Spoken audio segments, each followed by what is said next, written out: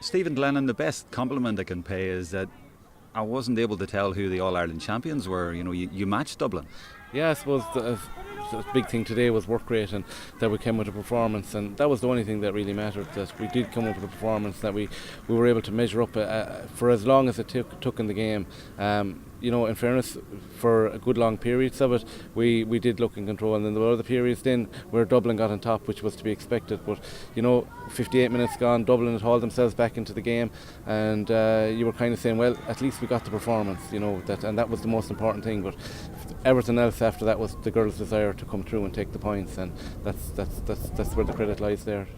Well, at that point at 58 minutes, Nicola Ward stepped up and did a turnover and then headed up with the ball and won a free. I mean, that was character. Yeah, and I suppose I was looking out and seeing had she got it in the legs anymore, because she'd covered an ocean of ground over the previous 58, 59 minutes, and but there's something in Nicola. She went and she got her turnover, and then she took the game by the scruff of the neck, and she carried ball deep into the Dublin defence, and it lifted the siege to that stage, because that was the time Dublin were looking to get on ball, counter attack, and I suppose get something more out of the game.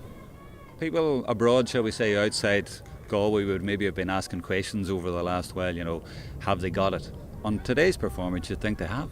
There is something there. There's no denying. We're not shying away from that. I suppose the big thing is consistency, to do it consistently week in, week out. So looking ahead to Cork next week, the big thing for us is performance. Win, lose or draw, to come with a performance, and that we stay in the game for as long as we can and see where that takes us. And if we do that, who knows? But that is the huge thing for us this year, is that we stay in the game, and nobody needs to look back at last year to know what happened when we didn't stay in the game.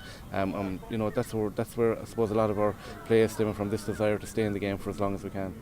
So in the past, as Tracy said, you might have buckled. How have you been able to turn that around and give the girls that sort of belief that they should stay in games and they can stay in games? I think a lot of it actually stems from the fact that this is our second year, and it was very hard. It maybe took the year to build up a little bit of trust in the group, between management and players, between players themselves.